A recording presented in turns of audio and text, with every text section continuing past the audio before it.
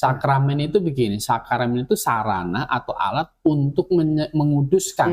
Pemahaman arti sakramen itu. Iya, sakramen itu sarana atau alat untuk menguduskan. Dan kita tidak pernah lagi mengajarkan upacara sakramen di tengah-tengah jemaat. Ya, tidak ada bukan yang menguduskan, bukan sakramen, gitu kan. Kita ini dikuduskan itu bukan lewat upacara-upacara. Kita dikuduskan itu oleh pengorbanan tubuh Yesus Kristus di atas kayu salib. Ya. Jadi Yesus Kristus menanggung hukuman dosa kita di atas kayu salib. Begitu. Tapi kan mereka minum makan roti dan minum anggur sama-sama itu ya. Artinya mereka percaya kepada Yesus Kristus yang mati di kayu salib, Pak.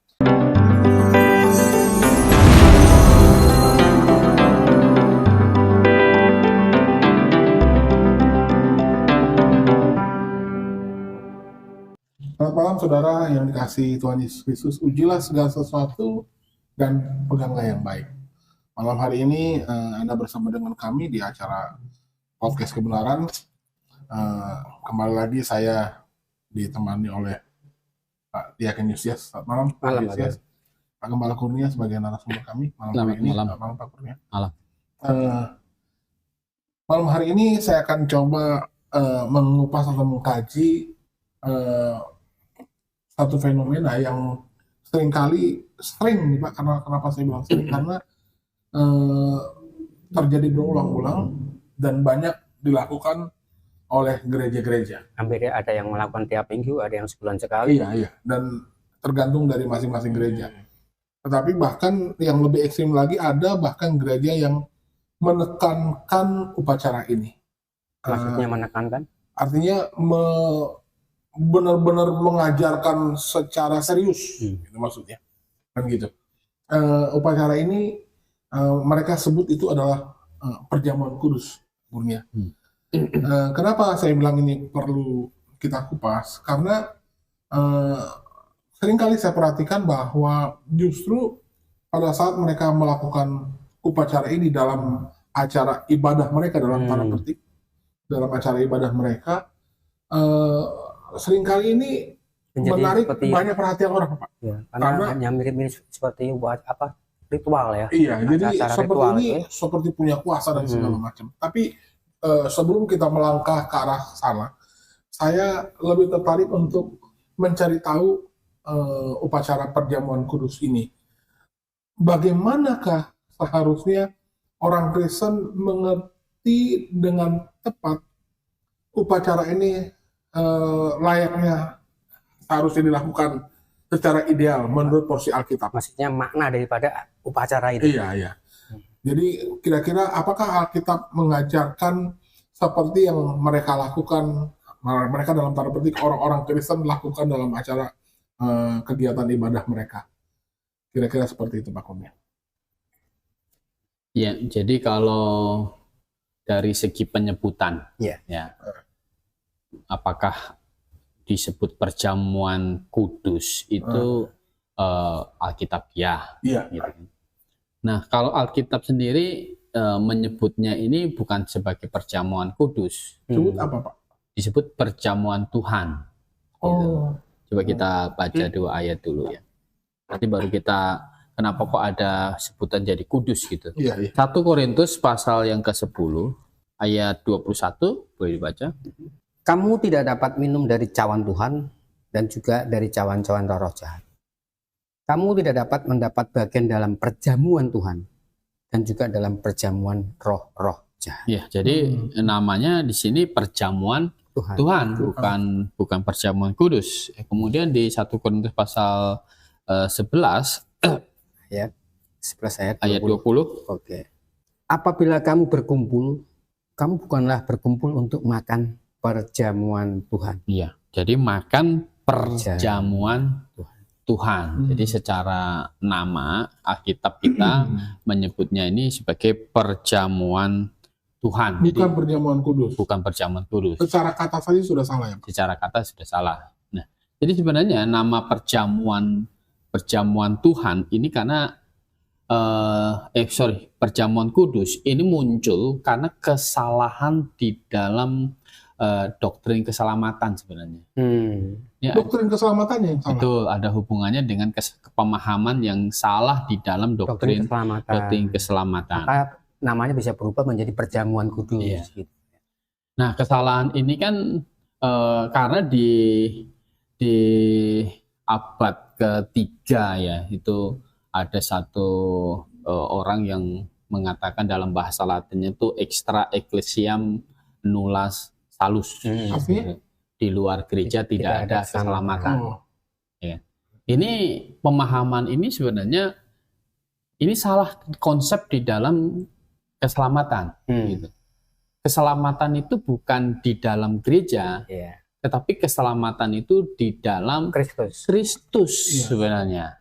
Ini kurang tepat kalau keselamatan di dalam gereja ya Pak. Betul. Nah, karena Malah sesat malah salah. Gitu. Karena konsep extra ecclesiam nulla salus itu ya, di luar gereja tidak ada keselamatan, akhirnya muncullah upacara yang bisa menyelamatkan. Maka di dalam gereja-gereja masalah upacara ini disebut sebagai sakramen. Semacam ritual gitu Pak ya. Sakramen itu begini, sakramen itu sarana atau alat untuk menguduskan. Pemahaman arti sakramen itu. Ya, sakramen itu sarana atau alat untuk menguduskan. Dan kita tidak pernah lagi mengajarkan upacara sakramen di tengah-tengah jemaat. Ya, tidak ada bukan yang menguduskan, bukan sakramen, gitu kan. Kita ini dikuduskan itu bukan lewat upacara-upacara. Kita dikuduskan itu oleh pengorbanan tubuh Yesus Kristus di atas kayu salib. Ya. Jadi Yesus Kristus menanggung hukuman dosa kita di atas kayu salib. Begitu. Tapi kan mereka minum makan roti dan minum anggur sama-sama itu ya. Artinya mereka percaya kepada Yesus Kristus yang mati di kayu salib.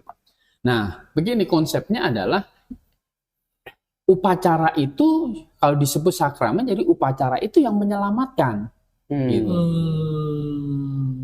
Nah, ini kan akhirnya menjadi karena upacara yang menyelamatkan, maka itu menjadi perjamuan kudus. Jadi perjamuan yang bisa menguduskan gitu.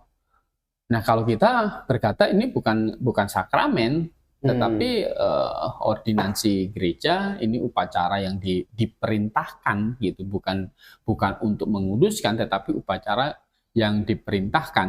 Nah, nanti kita akan bahas di part berikutnya tentang kenapa ada upacara ini, begitu.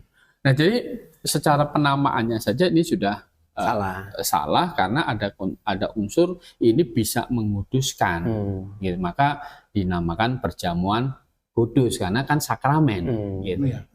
Nah, kita sendiri kan kita tidak diselamatkan oleh sakramen-sakramen saya katakan. Kalau kita baca Ibrani 10 ayat 10. Dan karena kehendaknya inilah kita telah dikuduskan satu kali untuk selama-lamanya oleh persembahan tubuh Yesus Kristus. Iya. Jadi kita dikuduskan berapa kali? Satu kali. Satu kali. Untuk berapa lama? Selama-lamanya. Selama-lamanya, gitu kan. Jadi kita ini pengudusan yang diberikan oleh Yesus Kristus kepada kita yang percaya kepada Dia itu tidak ulang-ulang. Hanya terjadi satu kali saja. Dari satu kali. Nah, sedangkan perjamuan kudus berulang-ulang. Ya, perjamuan kudus berulang-ulang, gitu kan. Ada gereja yang malah tiap minggu lakukan, kan gitu. Ada tiap bulan, ada tiap tahun. Tiap tahun ada yang setahun 2 kali. Ada yang gitu. Mereka perjamuannya anggurnya dibawa pulang. Ya, ada yang dibawa pulang. Malah ada yang berpikir begini kan, misalnya dia karena menguduskan dilakukan sebulan sekali, gitu. Jadi setelah ikut perjamuan kudus, wah ini udah kudus bener nih, gitu. Jadi minggu-minggu biasanya minggu pertama, minggu terakhirnya udah rusak sekali nih.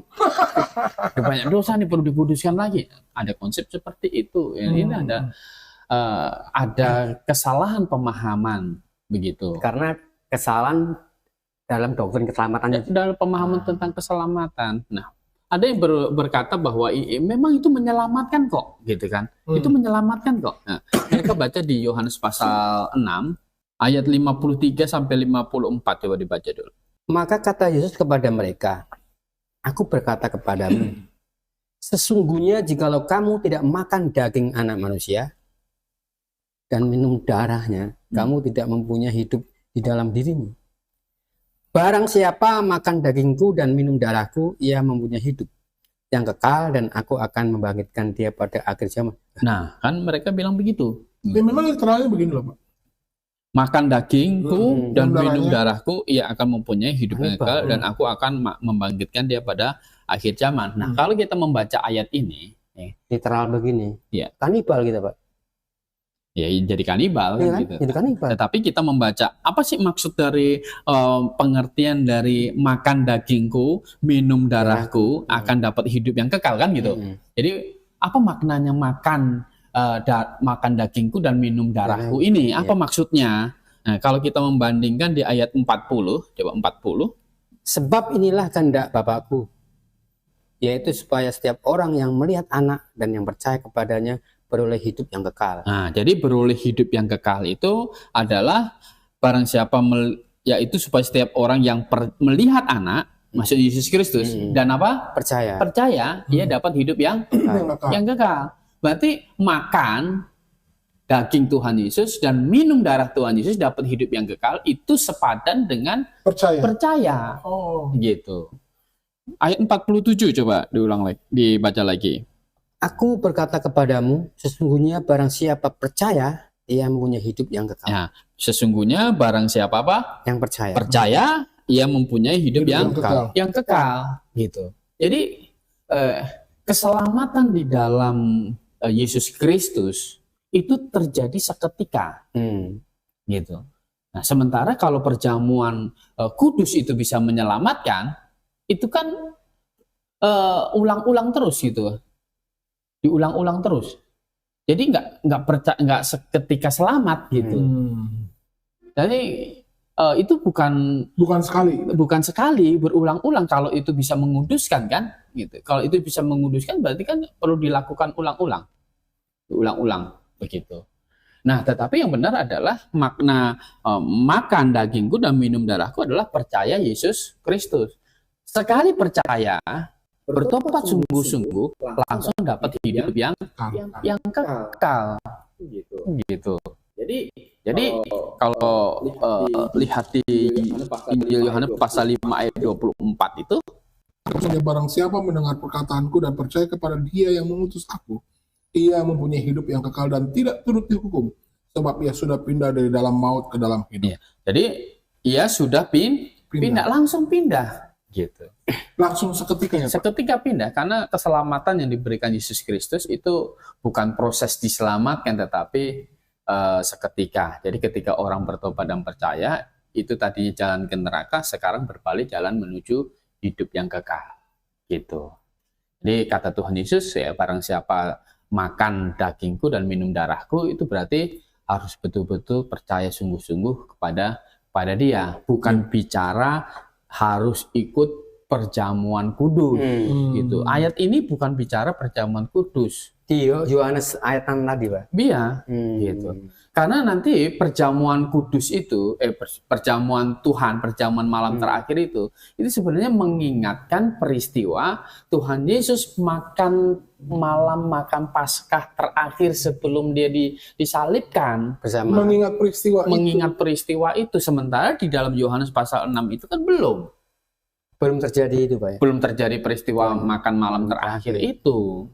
Jadi secara konteks ayat ini memang tidak bicara tentang perjamuan Tuhan gitu. Jadi secara kalau ditanya mana yang Alkitabiah, ya tentu Alkitabiah penamaannya adalah perjamuan Tuhan, bukan perjamuan kudus. Karena konsep tentang doktrin keselamatan yang salah akhirnya menjadi upacara sakramen yang akhirnya namanya ganti menjadi perjamuan kudus. Namanya saja sudah salah ya. Jadi salah begitu, jadi salah. Yang benar kan harusnya perjamuan Tuhan. Karena ini tidak ada kaitannya untuk membuat orang kudus atau membuat orang selamat gitu. Yang masalah membuat orang kudus atau membuat orang selamat itu tadi kan kita baca Ibrani pasal 10 tadi ya. Adalah pengorbanan persembahan tubuh Yesus Kristus. Kita dikuduskan satu kali untuk selama-lamanya. Jadi ketika kita bertobat dan percaya Tuhan Yesus, kita langsung diberikan posisi yang kudus gitu. Jadi kita berjalan ke neraka, kita berbalik sekarang jalan menuju surga hidup yang kekal. Jadi selamat itu Pak, saat orang percaya dan bertobat, tanpa dia harus menempuh dulu untuk memperbaiki karakternya ke depan, tetapi seketika itu dia percaya, maka saat itu juga dia diselamatkan. Iya, dia selamat gitu. Tetapi soal karakter ini beda hal lagi ya Pak. Ya kalau dia akan hidup terus, dia pasti akan membangun karakter yang kudus, kan gitu. Ya kan kita punya lagu Yesus bagimu ya. Yesus kau telah rela mati gantiku, tak mungkin ku hidup jauh darimu, kan begitu. Itu orang yang sudah diselamatkan pasti begitu gitu. Setelah dia diselamatkan, dia bertobat, bisa bayangkan rasa syukurnya kepada Tuhan itu pasti melebihi apapun juga gitu. Dan rasa syukur itulah yang membuat orang yang diselamatkan itu menjauhi dosa sebenarnya. Ada perubahan hidup lah Pak. Pasti harus gitu kan. Itu perubahan hidup yang bukan dibuat-buat, tetapi akan otomatis timbul gitu. Karena apa? Karena mengasihi Tuhan yang sudah menyelamatkan dia. Bisa bayangkan, dia tadinya berjalan ke neraka, sekarang lewat mendengar Injil bahwa dosa kita sudah diselesaikan Yesus di atas kayu salib, kita bertobat, percaya itu, kita dijamin diselamatkan, luar biasa sekali. Kan hidup yang paling penting, kita hidup di dunia ini yang paling penting apa? Yang paling penting adalah kita sekarang mendapatkan hidup yang kekal kalau kita mati. Karena itu selama-lamanya. Umur di dunia kan berapa lama? Kayak gitu. Sehat paling 60 ya Pak. Ya, Pemasmur bilang katanya kan manusia tuh kalau hidup manusia itu 70. Kalau kuat sampai 80. Tapi bonusnya itu bonus yang susah. Oke lah, taruhlah 100 tahun. Hidup 100 tahun. Batasnya tetap ada batasnya. Kebanggaannya kebanggaan susah. Sakit, ya kan? Ya, jadi yang paling penting adalah jaminan kita dapat keselamatan. Maka kalau orang betul-betul mengikut Kristus, ya kan? Tapi kalau masih ada dalam pikirannya untuk melakukan dosa, senang berbuat dosa, ya kan? Itu pasti belum sungguh-sungguh bertobat dan percaya. Perlu dipertanyakan, Pak. Gitu ya, pasti nggak usah kita tanya-tanya lagi, gitu kan? Berarti setelah dia percaya dan bertobat dia bebas bikin dosa. Iya. Hati yang mengasihi Tuhan itulah yang tidak memungkinkan untuk hatinya condong untuk berbuat dosa, gitu. Ya kalau jatuh, yang masih bisa. Ya bisa. Gitu kan, jadi tidak ada yang berpikiran memanfaatkan, oh saya sudah ditebus, kalau gitu saya bisa sembarangan omong kotor, gitu kan, bisa sembarangan berzina, gitu, berbuat cabul, nggak bisa begitu. Jadi kembali ke tadi ke masalah nama tadi Pak. Jadi yang benar itu perjamuan Tuhan, bukan perjamuan kudus, gitu ya. Nah justru dengan nama perjamuan Tuhan, ini kita mengingat apa yang Tuhan lakukan untuk kita. Kalau kita mengingat apa yang Tuhan lakukan untuk kita, mungkinkah kita akan sengaja pergi untuk melakukan dosa? Itu maksud utama dari upacara melakukan upacara itu ya Pak. Jadi untuk mengingat pengorbanan Tuhan di atas kayu salib. Maka perjamuan Tuhan itu kan meminum anggur. Simbol ya, simbol dari darah Tuhan Yesus yang ditumpahkan. Dan roti itu, makan roti dipecah-pecah, roti ini melambangkan tubuh Kristus yang dihancurkan untuk menyelamatkan kita. Betapa besar kasih Tuhan kan? Masakah kita tidak mengasihi Dia? Maka Alkitab berkata, terkutuklah orang yang tidak mengasihi Tuhan. Gitu. Baik. Terima kasih Pak Gembala Kurnia. Jadi Anda sudah mendengar sendiri tadi bahwa secara literal saja kata perjamuan kudus itu sudah tidak alkitabiah. Tetapi masih ada hal lain lagi Pak. Apakah perjamuan kudus itu memiliki kuasa ilahi? Karena kan sebenarnya banyak sekali orang yang di dalam gereja itu mengunduh perjamuan tuh Pak. nunggu perjamuannya, nunggu minyak, nunggu anggurnya, nunggu rotinya kan gitu. Bahkan anggurnya dibawa pulang. Nah, jadi kita ini harus memberikan pengetahuan yang cukup bagi pemirsa. Apakah upacara itu Alkitabiah? Tapi ditahan dulu. Ada kita akan lanjut di episode kedua dan kami berharap Anda penasaran untuk mendengarkan penjelasan selanjutnya tentang perjamuan kudus ini. Oke, terima kasih Pak Kurnia. Jumpa lagi nanti di episode kedua. Selamat malam dan salam Maranatha.